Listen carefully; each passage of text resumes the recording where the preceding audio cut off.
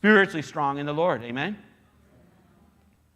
All right, so number one, be alert. Number two, trust in the Lord. What was the key phrase? The key phrase that shows up in the bottom half of Romans chapter 1 is that God gave them over. God gave them over to their sin and their wickedness. That's what you want.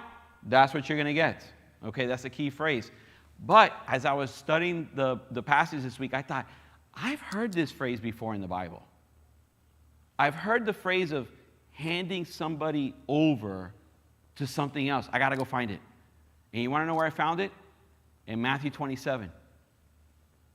If you read Matthew 27, you're going to find this phrase shows up multiple times. And you want to know what Matthew 27 story it tells us?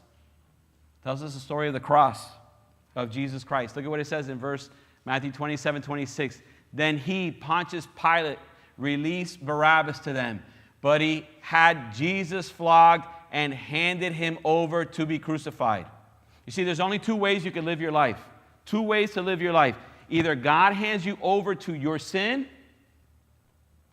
or God hands your sin over to his Son, Jesus Christ. Which one do you want, people? People of God, which one do you want? Do you want God to hand you over to your sin? Or do you want God to hand your sin over to Jesus Christ? Amen? You see, what that person in our church in Orlando was reading, what that person was reading was, hey, this is the world God created. Remember, this is the world God created. Then what she discovered was, but this is what we've done to the world God created. But then now what we're reading is, this is God's plan to fix what we've done to the world God created. And that was by sending his Son, Jesus Christ,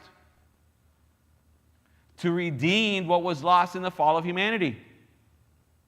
So that through Christ, it's Jesus who takes the wrath of God. Amen? Our sin gets handed over to him, and guess what? He hands us his righteousness. Amen? His holiness. He sanctifies us. He cleanses us all from all unrighteousness. Amen? All right, let's keep going. All right, so number one, we got to be